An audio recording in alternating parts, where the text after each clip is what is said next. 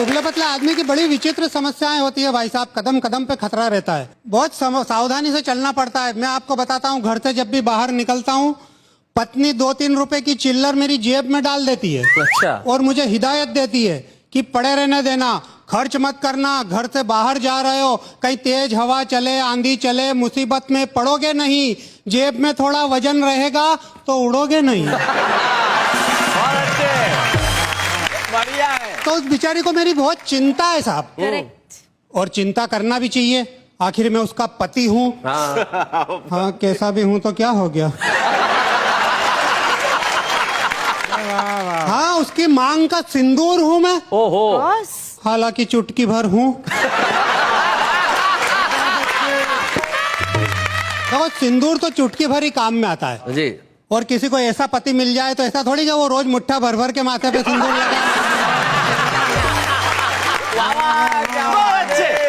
पर मेरी दुबली पतली काया की वजह से सब लोग मेरी मजाक उड़ाते हैं भाई साहब। जहाँ भी जाता हूँ लोग हंसते हैं, मेरे को बहुत बुरा लगता है। मैं आपको बताऊं, पहले जवानी में मैं कहीं भी जाता था तो लड़कियां मेरे को बहुत घूर घूर के देखती थी।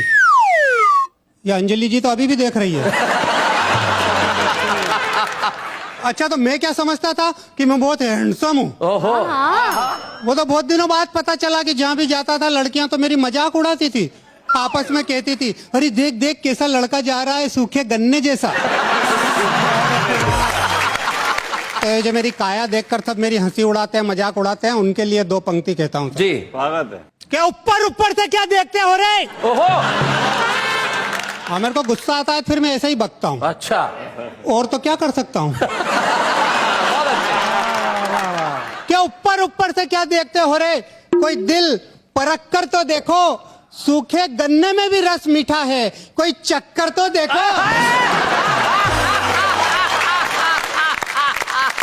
वो क्या है कि दुबले पतले आदमी को एक तो जोश बहुत आता है। बहुत। वो खली पहलवान को आपने देखा होगा, हाँ। बिल्कुल मेरे जैसा ही दिखता है। नहीं, हंसने की बात नहीं है। देखो, उसका वजन है 220 किलो और मेरा वजन है 20 किलो 200 ग्राम। तो अब कोई ज्यादा फर्क तो है नहीं। बिल्कुल। आपको पता होगा, एक इंटरनेशनल कुश्ती में खली एक पहलवान से हार गया था। तो मुझे बहुत गुस्सा आया। मैंने कहा, अपने देश के पहलवान को कोई विदेशी हरा दे, और वो भी मेरे होते हुए। इस घटना का ऐसा हुआ प्रभाव कि आओ देखा ना ताओ, मैं भी पहुंच गया इंटरनेशनल कुश्ती में। लड़ने नहीं, देखने। और वहां जाकर मैं भी दर्शकों के बीच में एक कुर्सी पर बैठ गया। सामने रिंग में एक पहलवान खड़ा खड़ा ललकार रहा था, पर कोई भी उससे लड़ने नहीं जा रहा था। अच्छा। जब बहुत देर हो गई तो दर्शक बोर हो गए, हंगामा करने लगे, कुर्सियां उठा उठा कर रिंग की तरफ फेंकने लगे। तो मेरे पड़ोस वाले दर्शक ने भी जोश में आकर एक कुर्सी उठाकर रिंग की तरफ फेंक दी। अब उसे पता ही नहीं था कि उस कुर्सी में मैं भी था।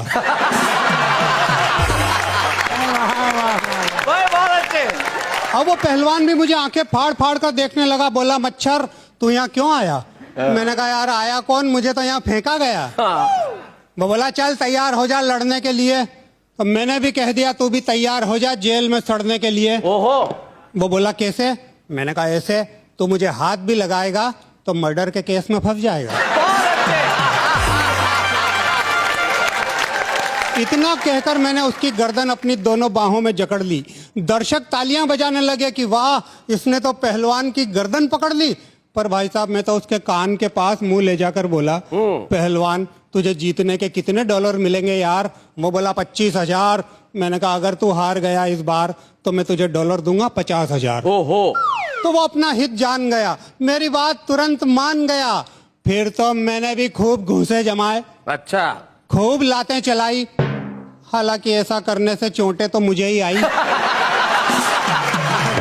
अच्छा। उसका क्या बिगड़ना था, वो तो पत्थर जैसा था।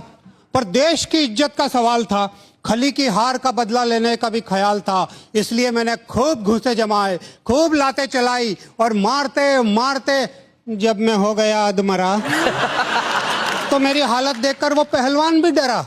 उसने सोचा, ये यूं ही मारता रहा तो सचमुच मर जाएगा, मेरा पेमेंट भी डूब जाएगा, मुझे अंदर भी करवाएगा। तो वो बेचारा तुरंत नीचे गिरकर ढेर हो गया। मैं भी उसकी छाती पर चढ़कर शेर हो गया। ओहो। दर्शक चकित हो गए, बोले इसने गजब करामात कर दी, और खुश होकर सबने मुझ पर डॉलरों की बरसात कर दी। हाय हाय हाय हाय हाय, क्या बात है। पर भाई साहब यहीं खत्म नहीं हुआ ये किस्सा। शाम को होटल में आ गया मांगने वो अपना हिस्सा। मैंने कहा रे तू पहलवान ही रहेगा या कभी अकल से भी काम लेगा? अरे रिंग में जो हुआ वो परिस्थितियों का दबाव था, वो तेरा दाव था और ये मेरा दाव था। भाई बहुत अच्छे। और मेरी अक्ल के इस दाव ने तेरी ताकत को धूल चटाई है। अरे अकल के दुश्मन, अकल ने तो हमेशा ही ताकत पर विजय पाई है। क्या बात है भाई, वाह वाह।